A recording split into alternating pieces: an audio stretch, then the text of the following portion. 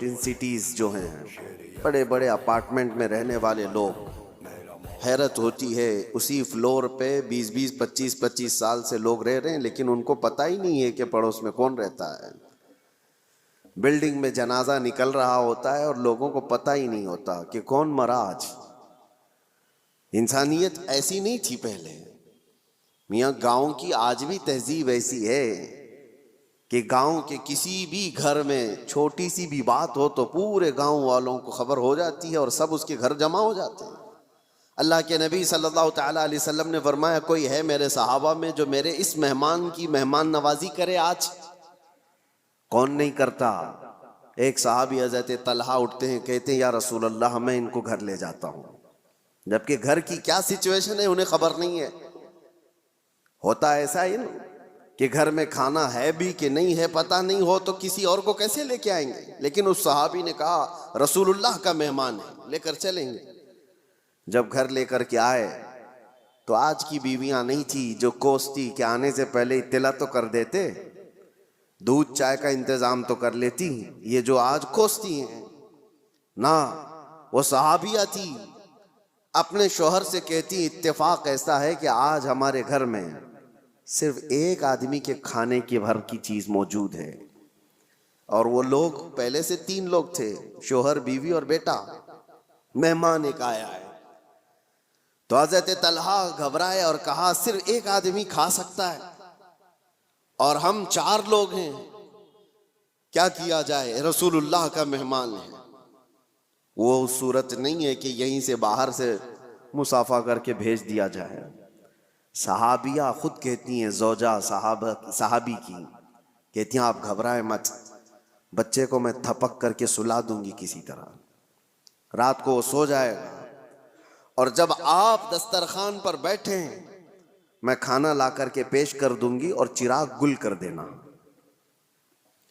دیکھیے آپ، چراغ جو روشنی دے رہا ہے اس کو گل کر دینا۔ اور وہ صحابی کہتے ہیں ہاں ٹھیک ہے، میں صرف اور صرف چبانے کی آواز کرتا رہوں گا اور مہمان رسول پیٹ بھر کر کھا لے گا۔ یہ گھر کی مزاج میں آپ کو بتا رہا ہوں۔ کھانا رکھا گیا اور جیسی کھانا آیا چراغ گل ہو گیا، اور مہمان کو کہا گیا کہ آپ کھاتے رہو، چراغ جلنے تک وقت لگ جائے گا، اور یہ صحابی صرف اور صرف اپنا منہ چلاتے رہے تاکہ مہمان کو لگے کہ میں بھی کھا رہا ہوں۔ ایک لقمہ بھی نہیں کھایا، بلکہ پورا اس مہمان کو کھانے دیا۔ جب پیٹ بھر کر وہ کھا لیے تو تینوں گھر کے افراد بھوکے سوئے رہے، اور اللہ کے نبی کا یہ مہمان جو ان کے گھر کا بھی مہمان تھا پیٹ بھر کر کھایا اور سویا۔ صبح فجر میں یہ صحابی اٹھ کر کے حضور پاک صلی اللہ تعالیٰ علیہ وسلم کے دربار میں حاضر ہیں، مسجد میں آئے ہیں۔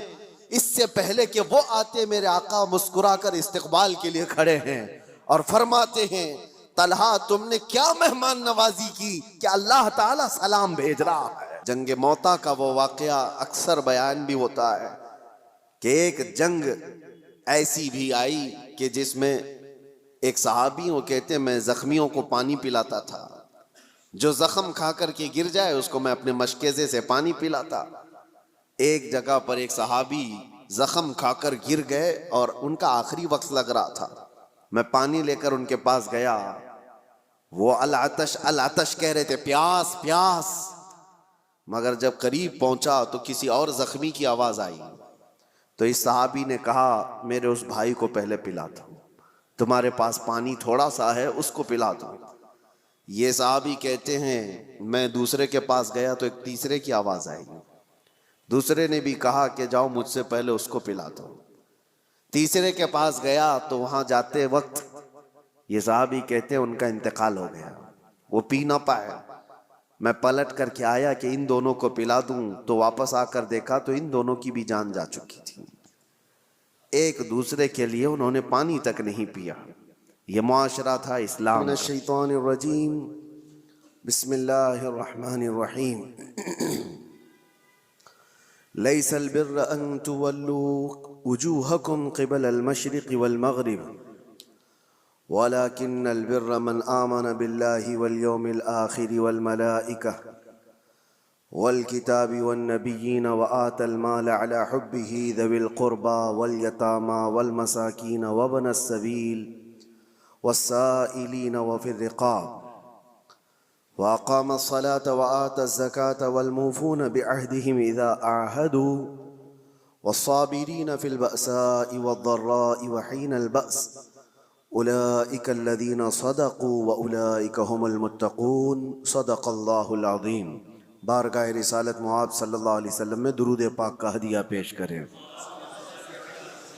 اللہم صلی علی سیدنا محمد معدن الجود والکرم وآلہ واصحابہ الکرام وابنہ الکریم وبارک وسلم صلاة دائمة سرمدا ابدا۔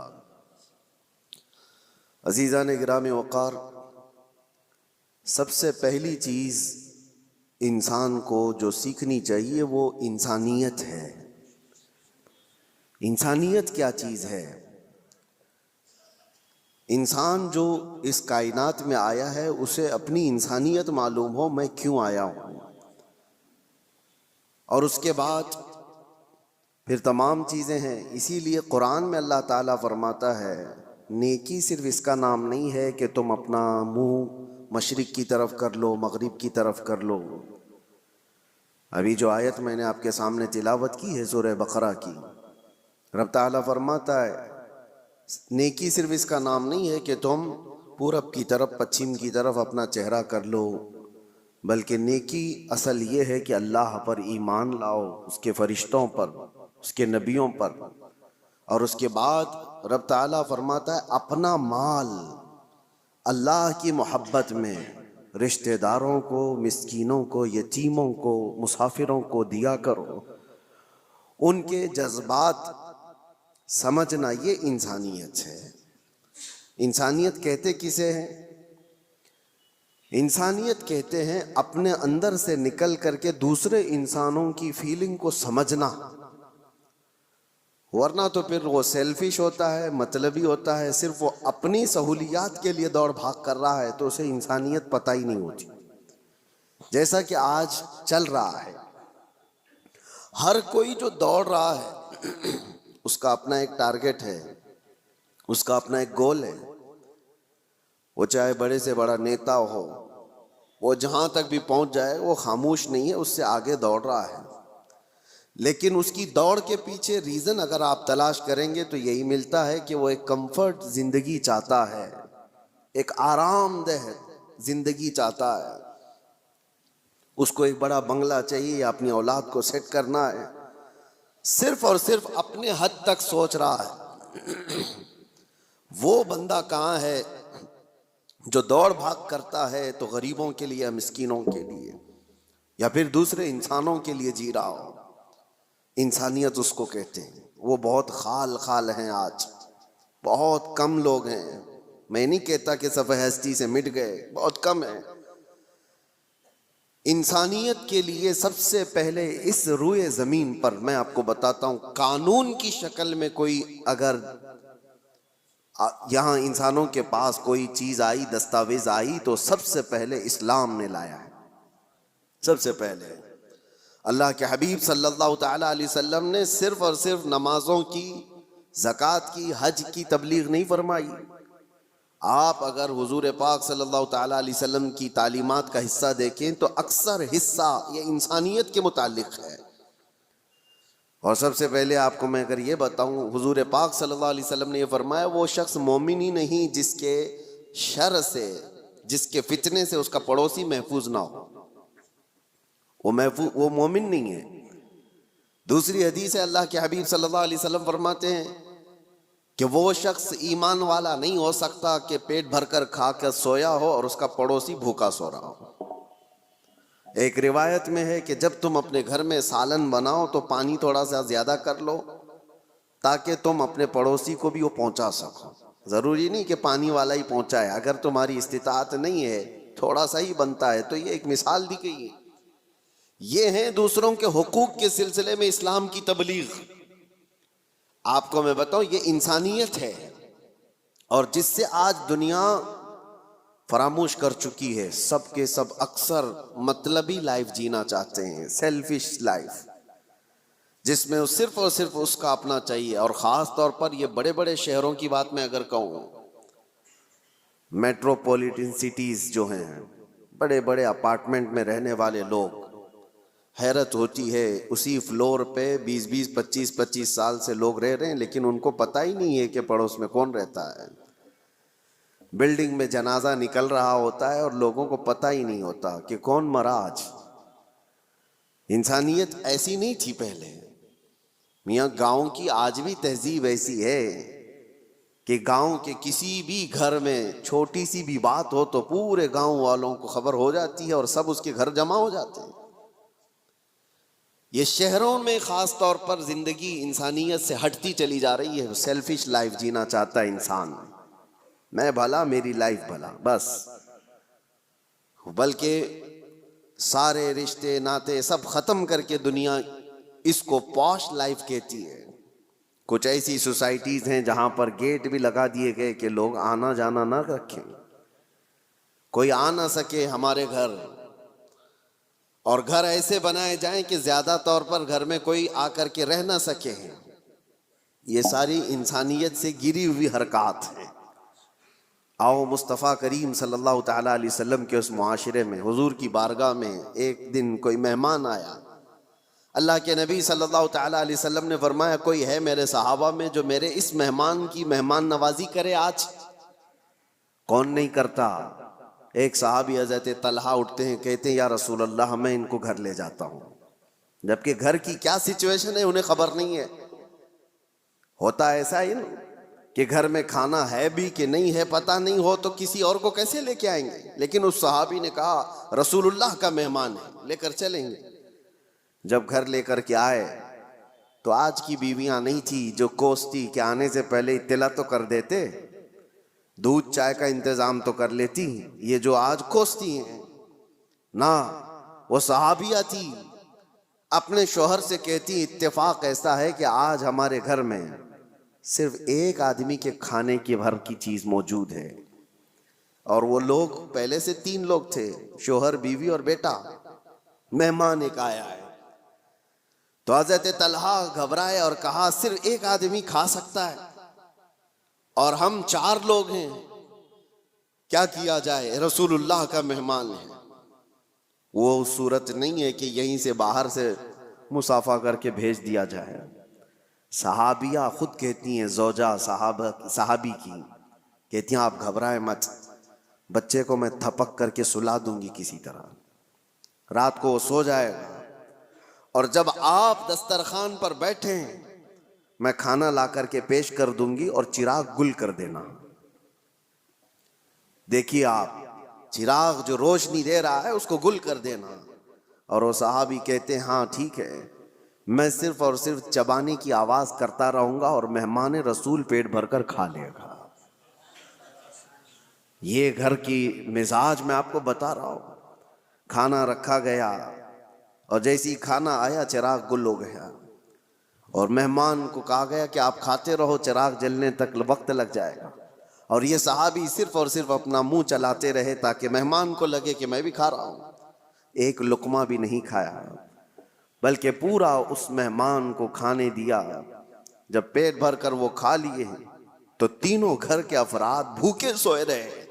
اور اللہ کے نبی کا یہ مہمان جو ان کے گھر کا بھی مہمان تھا پیٹ بھر کر کھایا اور سویا. صبح فجر میں یہ صحابی اٹھ کر کے حضور پاک صلی اللہ تعالیٰ علیہ وسلم کے دربار میں حاضر ہیں، مسجد میں آئے ہیں. اس سے پہلے کہ وہ آتے میرے آقا مسکرا کر استقبال کے لیے کھڑے ہیں اور فرماتے ہیں طلحہ تم نے کیا مہمان نوازی کی کہ اللہ تعالیٰ سلام بھیج رہا ہے. کیا مہمان نوازی کی کہ فرشتے اس پر رشک کرتے ہیں. عزیزان گرامی وقار، یہ انسانیت تھی جو رسول اللہ صلی اللہ تعالیٰ علیہ وسلم نے معاشرے میں صرف اور صرف پھیلائے نہیں، پلایا تھا. جنگ موتا کا وہ واقعہ اکثر بیان بھی ہوتا ہے کہ ایک جنگ ایسی بھی آئی کہ جس میں ایک صحابی وہ کہتے ہیں میں زخمیوں کو پانی پلاتا تھا، جو زخم کھا کر کے گر جائے اس کو میں اپنے مشکیزے سے پانی پلاتا. ایک جگہ پر ایک صحابی زخم کھا کر گر گئے اور ان کا آخری وقت لگ رہا تھا. میں پانی لے کر ان کے پاس گیا، وہ العطش العطش کہہ رہے تھے، پیاس پیاس، مگر جب قریب پہنچا تو کسی اور زخمی کی آواز آئی، تو اس صحابی نے کہا میرے اس بھائی کو پہلے پلا دو، تمہارے پاس پانی تھوڑا سا ہے اس کو پلا دو۔ یہ صحابی کہتے ہیں میں دوسرے کے پاس گیا تو ایک تیسرے کی آواز آئی، دوسرے نے بھی کہا کہ جاؤ مجھ سے پہلے اس کو پلا دو۔ تیسرے کے پاس گیا تو وہاں جاتے وقت یہ صحابی کہتے ہیں ان کا انتقال ہو گیا، وہ پی نہ پائے۔ میں پلٹ کر کے آیا کہ ان دونوں کو پلا دوں، تو واپس آ کر دیکھا تو ان دونوں کی بھی جان جا چکی تھی، ایک دوسرے کے لیے انہوں نے پانی تک نہیں پیا۔ یہ معاشرہ تھا اسلام کا، اور رسول اللہ صلی اللہ تعالی علیہ وسلم نے جو انسانیت کے اعلیٰ اقدار اپنے صحابہ میں پیدا کیے تھے۔ میرے عزیزوں، بیان کرنا یہ آسان ہے، اس کو پریکٹیکل اپنی لائف میں لے کے آنے کی کوشش کریں، اپنی زندگیوں میں اس کو لے کر کے آئیں۔ انسانیت وہ نہیں ہے کہ جو آج لوگ سمجھتے ہیں گھر میں کھانا بنا تھا اور اس کے بعد بچ گیا تو ہم دوسروں کا بھی خیال کرتے ہیں۔ تم اپنا کچرا کسی اور میں ڈم کرنا چاہ رہے ہو، خیال نہیں کر رہے ہو۔ خیال اس کو کہتے ہیں کہ جب گرم کھانا بنا ہوا ہو اور پہلے کسی اور کا خیال آ جائے، پہلے کسی فقیر کا خیال آ جائے۔ بچ جانے کے بعد بہت سارے ایسے ہیں۔ ہم پہلے جب دارالعلوم میں ہوا کرتے، مدرسہ ہم بھی چلاتے تھے، اکثر لوگ شادی میں ولیمے میں دن بھر مصروف اور رات کو کھانا بچا ہے تو کہتے ہیں مدرسے کے بچوں کو کھلا دیں گے۔ بچوں کو لا کر کے کھلانے کے لیے بڑے بڑے آدھے آدھے دیگ بچے ہوئے لے کر کے آتے ہیں اور پھر وہ اس کو ثواب سمجھتے ہیں۔ ہم نے ان سے کہا تھا یہ مہمانان رسول ہیں جو طلباء ہیں، جو رسول اللہ صلی اللہ تعالی علیہ وسلم کے مہمان کہلاتے ہیں، دین کا علم حاصل کرنے والے یہ طالب علم، اور تم ان کو اپنے گھر کا بچا ہوا کچرا لا کر ڈم کرنا چاہتے ہو۔ کیا تم سمجھتے ہو؟ اور اس کو نیکی سمجھ رہے ہو اور فخر کر رہے ہو۔ فخر اس وقت ہوتا جب تمہارا کھانا بن کر تیار ہوتا، تمہارے اپنے کھانے سے پہلے مہمانان رسول کا خیال کیا ہوتا کہ ان کا بھی اتنا حصہ ہے اس کے اندر۔ عزیزان گرامی وقار، انسانیت صرف اور صرف اپنی خاطر جینے کا مطلب نہیں ہے۔ انسان جیے تو اللہ تبارک و تعالیٰ کی اس مخلوق کے لیے، اور اسی لیے اللہ کے حبیب صلی اللہ تعالیٰ علیہ وسلم کی وہ حدیث میں آپ کو سنا دوں تاکہ زندگی جینے کا آپ کو سلیقہ ملے۔ حضور اکرم صلی اللہ تعالیٰ علیہ وسلم فرماتے ہیں من نفس کربت اخیہ نفس اللہ کربتہ یوم القیامہ، جس نے اپنے کسی بھائی کی کسی ایک تکلیف کو آسان کر دیا، کسی تکلیف میں پھنسا ہوا تھا، وہ کسی دشواری میں ملوث تھا، آپ نے اپنی محنت سے اپنے کسی بھائی کی تکلیف کو آسان کیا، میرے آقا فرماتے ہیں قیامت کے دن اس کی تکلیفوں کو اللہ آسان کر دے گا۔ اور کیا چاہیے؟ اور کیا چاہیے؟ آخرت میں اگر ہماری تکلیفیں کھل جاتی ہوں، اس سے بڑا آپ کو اجر کیا چاہیے؟ وہاں کے حالات تو ایسے ہیں کہ بڑے بڑے لوگ ڈرے ہوئے ہوں گے، پتہ نہیں چلتا کہ نمازیں بخشوا لیں گی یا زکوٰۃ یا حج، یا پھر یہ بھی نہیں پتہ چلتا کہ سب میں پکڑے جائیں گے۔ اسی لیے آخرت کے لیے اگر اللہ کے نبی نے یہ وعدہ فرمایا ہے تو یہ بہت بڑی چیز ہے میرے عزیزوں۔ راستے سے تکلیف دہ چیز کو ہٹانا، حضور فرماتے ہیں اماطۃ الاذی عن الطریق صدقۃ، راستے سے تکلیف دینے والی کسی چیز کو اٹھا دینا ایک صدقے کا ثواب ہے، ایک صدقے کا ثواب ہے۔ میں نے پڑھا تھا ایک بزرگ تھے، آپ کو حیرت ہوگی سن کر کے، پہاڑ کے اوپر انہوں نے 60 سال زندگی گزاری۔ 60 سال کس کام کے لیے جانتے ہیں آپ سوچتے ہوں گے گوشہ نشین اکثر جو بڑے بزرگان دین کا سنتے ہیں ہم کہ وہ عبادت کے لیے مخلوق سے دور چلے جاتے ہیں، نہیں، اس بزرگ کی حیرت کی بات ہے، وہ 60 سال تک پہاڑ کے اوپر ایک راستے پر زندگی گزارتے رہے۔ کس لیے؟ ان سے کسی نے پوچھا تھا پہاڑوں پر جو راستہ ہو کر گزرتا ہے، گھوڑے دوڑتے ہوئے آتے تھے، تو اکثر آپ نے دیکھا ہوگا آج بھی جو پہاڑوں کے راستے ہوتے ہیں، گھاٹی کے راستے جن کو کہتے ہیں، بہت اس کے اندر ٹرن ہوتے ہیں، وہ سیدھے راستے ہوتے نہیں ہیں، بہت زیادہ اس کے اندر پیچ ہوتے ہیں۔ وہ بزرگ ایک ایسی جگہ پر اپنی جھوپڑی لگائے ہوئے تھے جس کے پیچھے پوری کھائی تھی اور سامنے سے راستہ تھا، اور وہ ایک ڈینجر جگہ تھی۔ وہ کہتے ہیں کہ وہ صرف انہوں نے 60 سال وہاں پر اس لیے گزارے کہ آنے والا جو بھی مسافر آتا اس کو سامنے کی کھائی دکھتی نہیں، اور کئی مرتبہ گھوڑے چھلانگ لگا کر ادھر چلے جاتے تھے، وہ کھائی کی طرف چلے جاتے تھے۔ اس کھائی کے پاس جیسے آج ڈیوائیڈر ہوتا ہے، آج تو بہت کچھ سیفٹی کے لیے چیزیں بنا دی گئی ہیں، یا کھمبا رکھ دیا گیا ہے نشانی کے طور پر کہ یہاں سے ٹرن ہے۔ اس وقت اس بزرگ نے 60 سال صرف اس لیے گزارے کہ آنے والے مسافروں کو ہم راستہ ٹرن کر دیں، اشارے سے وہ بتا دیتے کہ یہاں پر راستہ ختم ہے، تم یہاں سے موڑ لو۔ صرف اس کام کے لیے انہوں نے 60 سال گزارے۔ حیرت ہوتی ہے، کچھ وہ لوگ ہیں جنہوں نے اپنی زندگیاں اللہ تبارک و تعالیٰ کی اس مخلوق کے لیے وقف کی، صرف اپنے لیے نہیں جی، اور انسانیت اسی کا نام ہے۔ اور ایک حدیث پاک مسلم شریف کی میں آپ کو سنا دوں، بلکہ یہ صحیح حدیث کئی صحاح میں موجود ہے، بخاری مسلم۔ اللہ کے نبی صلی اللہ تعالیٰ علیہ وسلم ارشاد فرماتے ہیں، المسلم من سلم المسلمون من لسانہ ویدہ، مسلمان تو وہ ہے جس کی زبان سے اور جس کے ہاتھ سے دوسرے لوگ محفوظ رہیں۔ وہی مسلمان ہے جس کی زبان سے اور جس کے ہاتھ سے دوسرے مسلمان محفوظ رہیں، اور جو دوسروں کی ٹانگ کھینچنے میں اپنی زندگی گزار دیتا ہو تو اسے اپنے آپ کا احتساب کرنا چاہیے، وہ مسلمان ہے یا نہیں۔ لوگوں نے آپ آج کیا سمجھ لیا ہے دین کو؟ دین کا مطلب داڑھی رکھ لینا اور ٹوپی پہننا اور جبہ پہننا، مسجدوں میں نظر آنا۔ میں آپ کو بتاتا ہوں، دین کے اگر 2 حصے کیے جائیں نا، عبادات اور معاملات۔ عبادات نماز ہے، روزہ ہے، حج ہے، زکوٰۃ ہے، تسبیح و تہلیل، خیرات، یہ ساری چیزیں عبادات میں آ گئی۔ عبادات کا کتنا % دین میں ہے؟ اور معاملات میں کیا کیا آ گیا؟ معاملات میں سارے حقوق، ماں باپ کے حقوق، بھائیوں کے حقوق، بہنوں کے حقوق، اولاد کے رائٹس، پڑوسیوں کے رائٹس، استاد شاگرد کے، مالک آقا کے، غلام آقا کے، یہ سارے حقوق، بیوی کے حقوق، شوہر کے حقوق، طلاق، عدت، نکاح، خرید و فروخت، بازاروں کے حقوق، یہ سب چیزیں معاملات میں آ گئے۔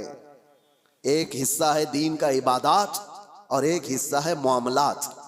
معاملات اور عبادات دین میں کتنے % ہیں آپ کو پتا ہے؟ عبادات کل ملا کر کے 25% ہے اور معاملات 75% ہے۔ دین میں معاملات 75% ہے اور عبادات 25% ہے۔ اور آج لوگ کیا سمجھتے ہیں؟ جو عبادات میں بہت نظر آتا ہے، ارے وہ دیندار آدمی ہے، نمازوں میں، اس کی داڑھی میں، اس کی ٹوپی میں نظر آتا ہے تو وہ دیندار ہے۔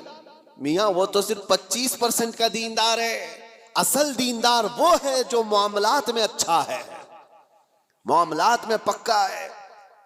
یہاں نمازیں بھی پڑھتا ہے اور لوگوں کو دھوکے بھی دیتا ہے۔ کچھ لوگوں نے داڑھی صرف اس لیے رکھی کہ لوگوں کو ٹوپی پہنائے، لوگوں کو دھوکہ دے۔ یہ انسانیت نہیں ہے میرے عزیزو، وہ غدار ہے۔ اور لوگ جو یہ سمجھتے ہیں کہ لوگ داڑھی والے دھوکہ دیتے ہیں، ایسا نہیں ہے۔ داڑھی والے نہیں دھوکہ دیتے، دھوکہ دینے والا داڑھی رکھ لیتا ہے۔ داڑھی والے چور نہیں ہوتے، بلکہ چور داڑھی رکھ لیتا ہے تاکہ وہ اپنی چوری کو آسانی سے نبھا سکے۔ اس بات کو، فرق کو آپ سمجھا کریں۔ اور جس نے اس چیز کو استعمال کیا وہ دنیا میں بھی خائب و خاسر ہے، آخرت میں بھی بہت ذلیل و رسوا ہوگا۔ معاملات میں آپ پکے ہو جائیں، جس کے ساتھ جو بات ہوئی ہے اس کو مکمل رکھیں، باتوں میں ہیرا پھیری نہ ہو۔ جھوٹ بولنا اور دھوکہ دینا، آج جیسے کہ لوگ معاملات میں شک کرنے لگ گئے کہ مسلمانوں کے ساتھ ڈیل کرنا مشکل ہے، کہ پتہ نہیں ہے کب بھاگ جائے، کب دھوکہ دیتے۔ نہیں میرے عزیزو، اللہ کے نبی صلی اللہ تعالیٰ علیہ وسلم نے وہ معاشرہ بنایا تھا جہاں لوگ فخر کرتے تھے مسلمانوں کے ساتھ تجارت کرنے میں۔ اس لیے کہ دھوکہ اسلام میں جائز نہیں۔ اور ایک بات میں آپ کو بتا دوں، لوگوں نے یہ محسوس کر لیا ہے کہ صرف مسلمان کو دھوکہ نہیں دینا چاہیے، غیر مسلم کو دے سکتے ہیں۔ اسلام کسی بھی انسان کو دھوکہ دینے کی اجازت نہیں دیتا، چاہے وہ ہندو ہو، کرسچن ہو، یہودی ہو، کسی بھی۔ غش جس کو کہتے ہیں، دھوکہ اسلام میں جائز ہی نہیں۔ کسی صاحب نے ہم سے کہا تھا کہ بغیر ٹکٹ کے میں سفر کر لیتا ہوں۔ کہا کیوں؟ کہا وہ ہماری تھوڑی نہ ہے،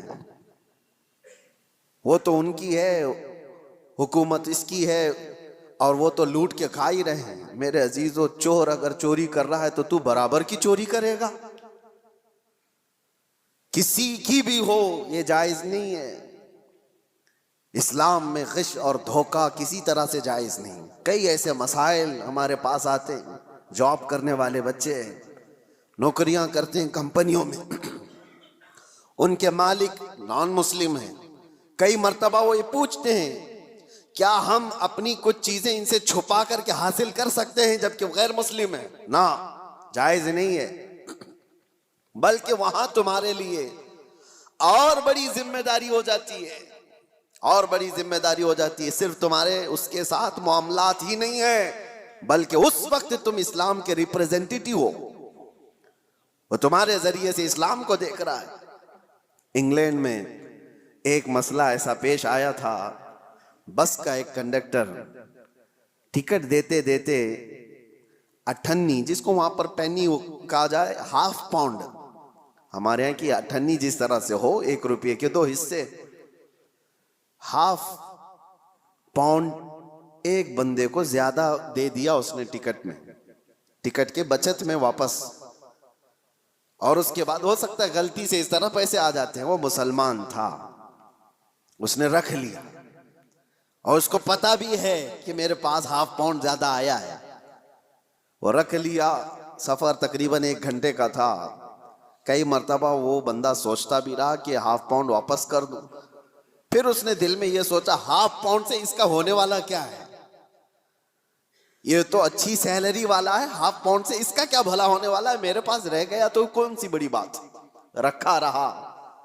لیکن میرے عزیزو، ایک بات میں آپ کو یہ بھی بتا دوں، بزرگوں نے فرمایا جس کو حلال کھانے کی عادت ہو، اگر غلطی سے کہیں حرام لقمہ اس کے پاس آ جاتا ہے تو غیب سے اللہ تعالیٰ اس کی حفاظت کا انتظام کرتا ہے۔ ہاں، یہ بات یاد رکھنا، آپ حلال کھانے کے عادی ہیں، کبھی حرام لقمہ آپ کے پاس آ گیا تو آپ کے ہاتھوں میں کپ کپی آ جائے یا آپ کے منہ میں متلی آنے لگ جائے، اللہ حفاظت فرماتا ہے، کوئی ذریعہ پیدا کرتا ہے۔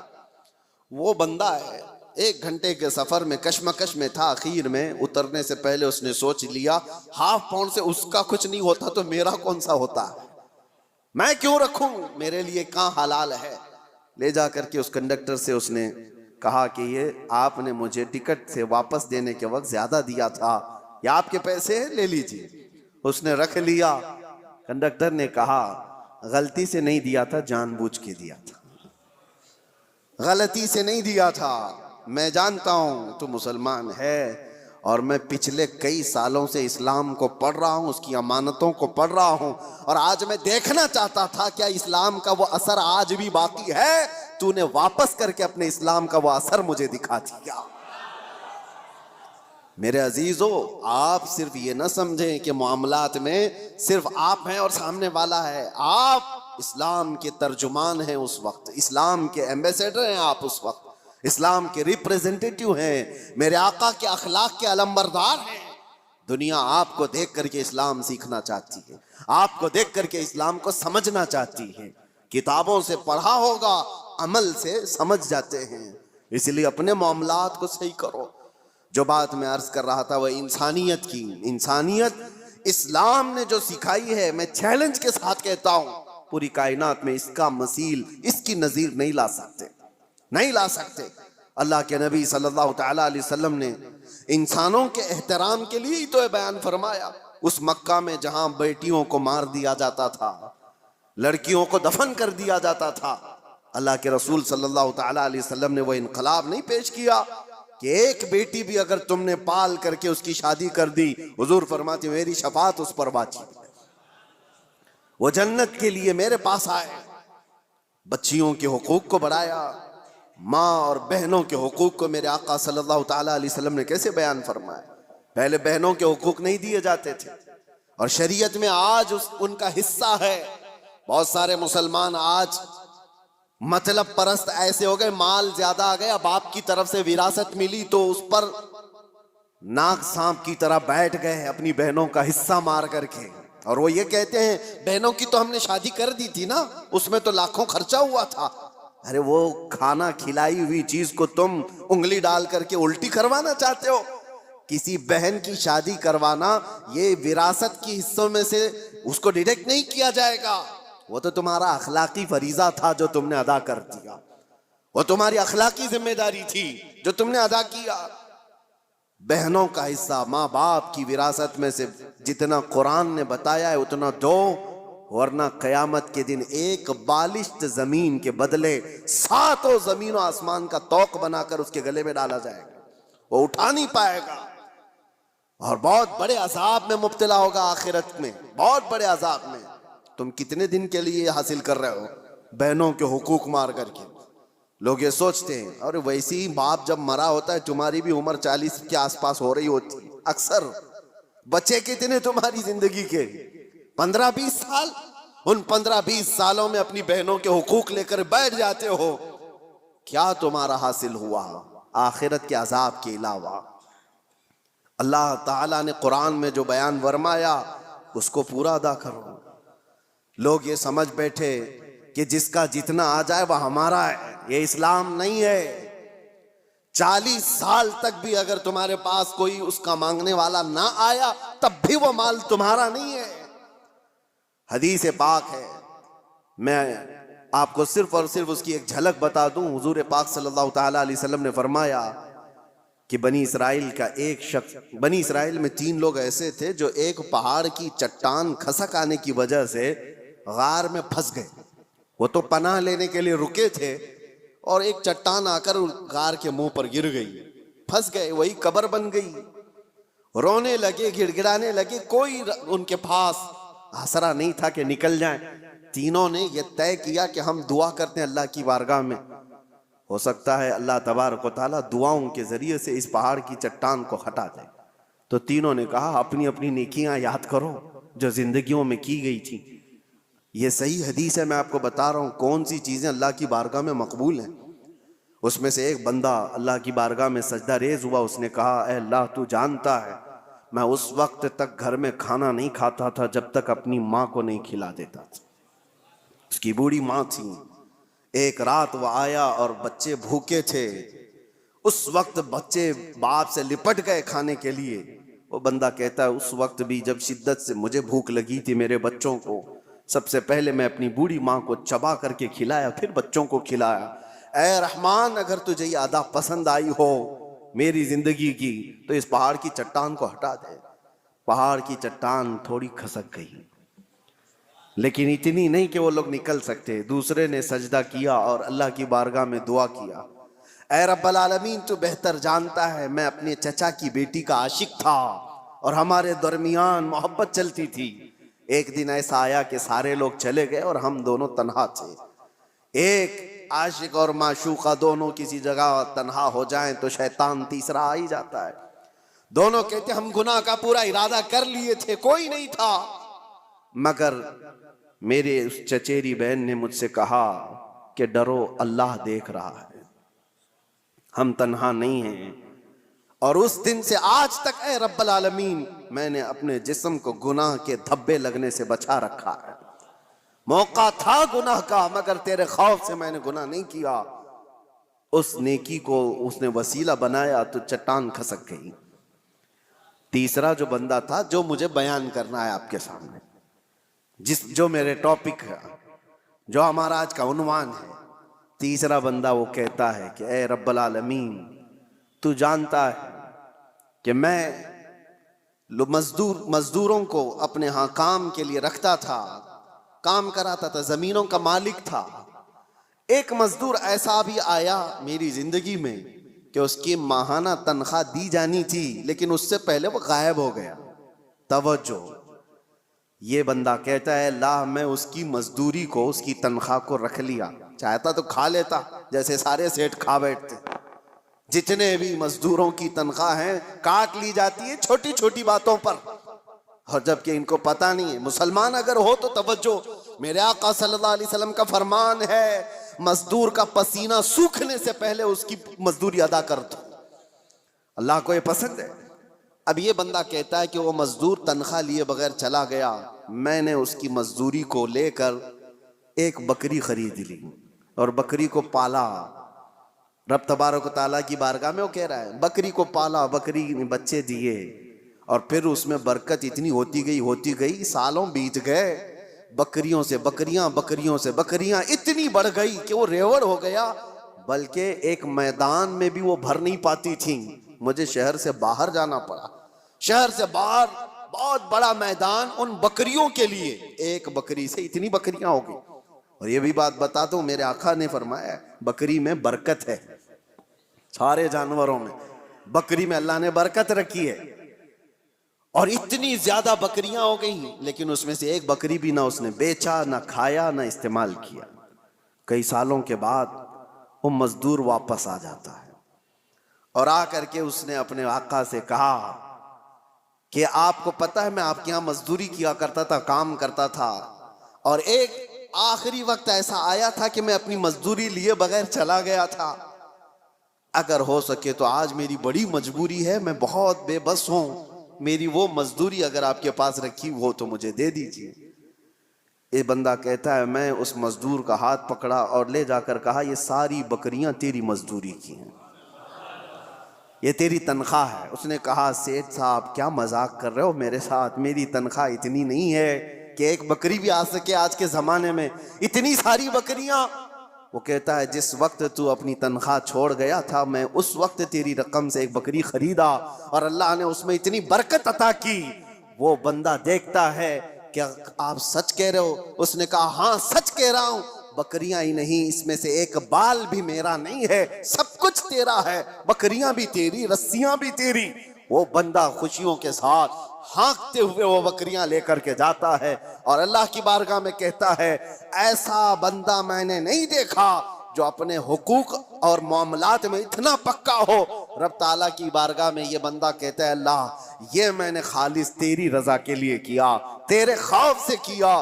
رب تعالیٰ نے اس کی یہ دعا سنی، حضور فرماتے ہیں فوراً وہ چٹان کھسک کر کے نکل چکی تھی، تینوں باہر آ گئے تھے۔ بڑی بڑی مصیبتوں میں آج بھی ہم گرفتار ہیں، ہمارے پاس ایسی کوئی چیز ہے تو رکھو اور دعا کرو۔ ہم نے کسی انسان کے ساتھ اگر اس کی مصیبتوں میں ایسا سلوک کیا ہے تو وہ بھی اللہ کی بارگاہ میں آج رکھو، دیکھیں مصیبتیں کیوں نہیں دور ہوتی۔ ہم نے تو ایسی چیزیں کہاں رکھی ہیں۔ اسی لیے معاملات میں اسلام بہت زیادہ تاکید کیا ہوا ہے۔ میرے عزیزو کچھ لوگوں کو باتیں کڑوی لگتی ہیں لیکن یہی صحیح ہے عزیزو، یہی صحیح ہے۔ آج اگر تم ان حقوق کی پامالی کرو گے تو قبر بھی ہے اور آخرت بھی ہے۔ میں ان کی بات نہیں کرتا جن کا آخرت کا تصور ہی نہیں، آپ کو آخرت میں اللہ کی بارگاہ میں کھڑا ہونا ہے، حساب دینا ہے، اس لیے اپنے معاملات کو صحیح رکھو۔ ایک لقمہ بھی بلکہ ایک جنازہ میرے آقا کی بارگاہ میں ایسا آیا تھا، صحابہ کھڑے ہیں صفے لگائے ہوئے ہیں، حضور نے پوچھا اس مرے ہوئے آدمی پر کسی کا کوئی قرضہ باقی ہے؟ جماعت میں سے ایک نے کہا یا رسول اللہ 2 درہم کا قرضہ باقی ہے۔ حضور پیچھے آ جاتے ہیں اور کہتے ہیں صلو علی صاحبکم ولا اصلی علیہ، تم چاہو تو اپنے اس ساتھی کی جنازے کی نماز پڑھ لو، میں نہیں پڑھنے والا۔ اللہ کے نبی نے فرمایا میں اس کی جنازے کی نماز نہیں پڑھوں گا۔ 2 درہم کا قرضہ باقی تھا، بس ہم تو اس کو بس کہتے ہیں نا تھوڑا سا۔ اللہ کے نبی نے فرمایا میں اس کی نماز جنازہ نہیں پڑھوں گا۔ دوسرے ایک صحابی نے حضور کی بارگاہ میں عرض کیا آقا میں اس کی ضمانت لیتا ہوں۔ حضور نے پوچھا کب تک ادا کرو گے؟ انہوں نے کہا مجھے شام تک کا وقت دیا جائے، اس کی طرف سے جس کا قرضہ باقی ہے میں وعدہ کر دوں گا۔ جب انہوں نے یہ ضمانت لے لی تو اللہ کے نبی صلی اللہ علیہ وسلم نے نماز پڑھائی۔ یہ ہے اسلام۔ اور بڑے بڑے حقوق کی پامالی کرنے کے بعد اگر لوگ یہ سمجھتے ہیں کہ مسلمان ہونا اسی کا نام ہے، داڑھی ہو، ٹوپی ہو، جبہ قبہ ہو، معاملات میں اگر گرا ہوا ہے تو اس کے اندر اسلام کی بو باس نہیں آئی ہے، وہ ایمان کا حصہ نہیں رکھتا ہے۔ اور اخیر میں یہ عرض کروں گا، ساتھ ہی یہ تو مسلمانوں کے معاملات تھے، آپ کو میں بتاؤں انسانیت کے لیے، حقوق کے لیے سب سے پہلے ابھی آج کی اس دنیا میں جو ایک لائے عمل تیار کیا گیا اور ایک دستور آیا آسٹریا کے ویانا شہر میں 1993 میں، پہلی یہ کانفرنس کے اندر اقوام متحدہ جس کو UN کہا جاتا ہے، جو یونائٹڈ نیشن، تقریباً 170 کنٹریز مل کر کے یہ حقوق بنائی کہ انسانوں پر کیا کیا حقوق ہو سکتے ہیں، کوئی ایک دوسرے کے حق تلفی نہ کرے، جنگوں کے حقوق، یہ ساری چیزیں کب بنی ہیں؟ یہ آپ فیڈریشن ہے، اس کا نام ہے ویانا فیڈریشن، اس نام سے یہ پوری دنیا میں عام کیا گیا 1993 کی بات کر رہا ہوں، آج سے تقریباً صرف اور صرف 32 سال پہلے، سمجھ رہے ہیں آپ، 32 سے 33 سال پہلے پوری دنیا میں انسانوں کے حقوق کے لیے ایک لائحہ عمل بنایا گیا، ایک دستور بنایا گیا۔ مجھے حیرت ہوتی ہے پڑھ کر، اس نئی دنیا میں صرف 32-33 سال پہلے تم انسانوں کے حقوق لائے ہو، ذرا تاریخ پڑھے ہوتے آج سے 1400 سال پہلے اس سے زیادہ حقوق محمد الرسول اللہ نے بیان فرمایا۔ میرے آقا صلی اللہ علیہ وسلم صرف بیان نہیں کیا، حدیثوں میں اس کو محفوظ کرایا ہے، اور پورے دستاویزات آج محفوظ ہیں ہمارے پاس، پورے محفوظ ہیں۔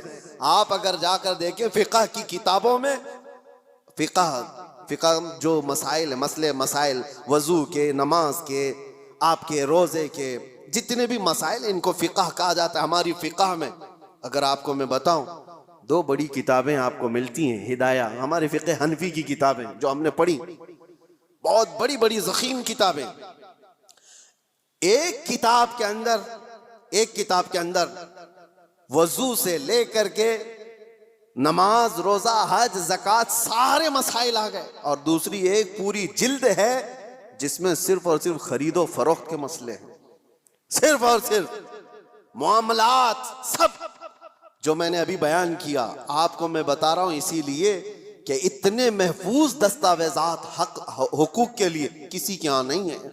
آج قوانین بنے ہیں کہ ایک مال دوسرے سے خریدو تو اس کے کیا کیا حقوق ہیں، جبکہ 1400 سال پہلے میرے آقا صلی اللہ علیہ وسلم نے حقوق کیسے بیان کیے کہ اگر تم نے کسی جگہ پر جا کر کے مال خریدا تو اس کے کتنے حق ہیں، کہ تمہیں کتنے میں لینا ہے، اس کو کتنے میں دینا ہے، یہ بھی ربح فاسد نہیں ہوگا، غلہ جمع کر کے نہیں رکھے گا کہ جب لوگوں کے پاس مال کی قلت آئے تو نکالے گا، یہ سارے حقوق کے سلسلے میں اسلام پہلے سے بیان کیا ہوا ہے۔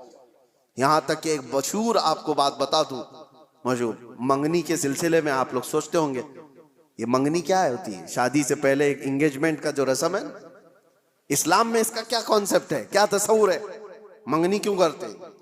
اسلام میں ایک مسئلہ ہے، توجہ، کوئی مال میں خریدنے کے لیے گیا، مثال کے طور پر ایک قالین مجھے خریدنی تھی، میں نے صاحب مال سے یعنی دکان والے سے اس کی قیمت لگائی، اس نے کہا یہ 1000 روپے کی، ابھی ہماری بات چیت چل رہی ہے، دوسرے صحابہ آئے اور انہوں نے اس کی بولی لگا دی، حضور فرماتے ہیں یہ جائز نہیں جب تک کہ تمہارا پہلا بھائی بات مکمل نہ کر لے، اپنے بھائی کی بے پر بے جائز نہیں۔ سمجھ میں آ رہی ہے آپ کو بات؟ مسئلہ ہے یہ شریعت کا، میں اگر خرید رہا ہوں تو دوسرا اس میں گھس کر کے نہ خریدی کی بات نہ کرے، جب تک میری ڈیل مکمل نہیں ہو جاتی، یا تو میں چھوڑ دوں یا تو میں لے لوں، نکل جاؤں، اس کے بعد دوسرے کا حق ہے، یہ اسلام کا مسئلہ ہے۔ یہی کانسیپٹ ہے منگنی کا۔ منگنی کیوں کی جاتی ہے؟ کسی لڑکی کو آپ نے دیکھا، پیغام نکاح بھیج دیا اور لڑکی نے قبول کر لیا، شادی ابھی نہیں ہوئی، اور یہ اعلان کیا جا رہا ہے، اللہ کے نبی صلی اللہ علیہ وسلم نے فرمایا تمہارے بھائی نے کسی لڑکی کو نکاح کا پیغام بھیج دیا ہے تو اپنے بھائی کے پیغام پر پھر کوئی دوسرا آدمی پیغام بھیج نہیں سکتا، حرام ہے اس کے لیے۔ اب وہ اس کو پوچھ نہیں سکتا، کیونکہ جب تک ان کی ڈیل مکمل نہ ہو جائے، یا تو ٹوٹ جائے، ختم ہو گئی کہ نہیں کرنا ہے شادی، تو اس کے بعد نئے سرے سے اگر کوئی چاہے تو پھر اس کے پاس پیغام نکاح بھیج سکتا ہے، ورنہ جب تک کوئی مسلمان کسی عورت کے نکاح کے پیغام بھیجا ہوا ہے، اس وقت تک دوسرا کوئی اس کو پیغام نکاح نہیں بھیج سکتا. یہ ہے حقوق اسلام میں، اتنا زیادہ محفوظ رکھا گیا ہے. حیرت کی بات یہ ہے کہ مسلمان آج کم علم ہو گئے، جاہل ہو گئے، پڑھتے نہیں ہیں، ورنہ تمہارے دین میں اللہ تعالیٰ نے کوئی کمی نہیں رکھی، کوئی ایک ادنا سا شائبہ بھی نہیں ہے. یہ وہ دین ہے جس کی شروعات ہوتی ہے الف لام میم ذالک الکتاب لا ریب فیہ. یہ وہ عظمت والی کتاب ہے جس میں شک کی گنجائش ہی نہیں. آؤ میرے عزیزو، مصطفیٰ کریم صلی اللہ تعالیٰ علیہ وسلم کے قدموں میں اس دین سے بہتر دستور تمہیں کائنات میں کہیں نہیں ملے گا، اس سے بہتر زندگی تمہیں کہیں نہیں ملے گی. جانوروں والی زندگی یہاں نہیں ہے جو انسان کو آج فیشن کے نام پر اٹھا کر کے بازار کی زینت بنایا گیا ہے، بلکہ یہاں میں سچ بتاؤں لوگوں نے میٹل تو بنا کر ترقی کی ہوگی، ایروپلین تک بنایا ہوگا، کمپیوٹر بنایا ہوگا، موبائل بنایا ہوگا، لیکن مدینے کے تاجدار نے انسان بنائے ہیں، انسان بنائے ہیں. اور انسان بنانا کائنات کا سب سے بڑا چیلنج ہے. میٹل سے تو کچھ بھی بنا لو گے، لیکن انسان کے اندر انسانیت ڈال کر اس کو اعلیٰ بنا دو، یہ بہت بڑے کمال کی بات ہے. اور یہ بات کہیں ملتی ہے امریکہ میں، یو کے میں، کہیں پر بھی جاؤ ان سے پوچھو بنے ہوئے انسان کہاں ہیں، ان کے پاس میٹل کی ترقیاں بہت ہیں، روح سے پرمغز کوئی انسان نہیں ملتا. ہاں انسان اگر کہیں بنائے گئے ہیں تو وہ تاجدار مدینہ کے دربار میں ابو بکر آئے تھے تو صدیق بنائے گئے ہیں، عمر آئے تھے تو فاروق بنائے گئے ہیں، عثمان آئے ذوالنورین بنائے گئے، علی آئے تھے 9 سال کی عمر میں، میرے مصطفیٰ نے حیدر کرار بنا کر بھیجا ہے. انسان بنائے گئے ہیں. اپنے آپ کو بھی انسان بناؤ تو آؤ میرے مصطفیٰ کریم کے قدموں میں اٹھو، قوت عشق سے ہر پست کو بالا کر دو، دہر میں نام محمد سے اجالا کر دو. وآخر دعوانا ان الحمدللہ رب العالمین.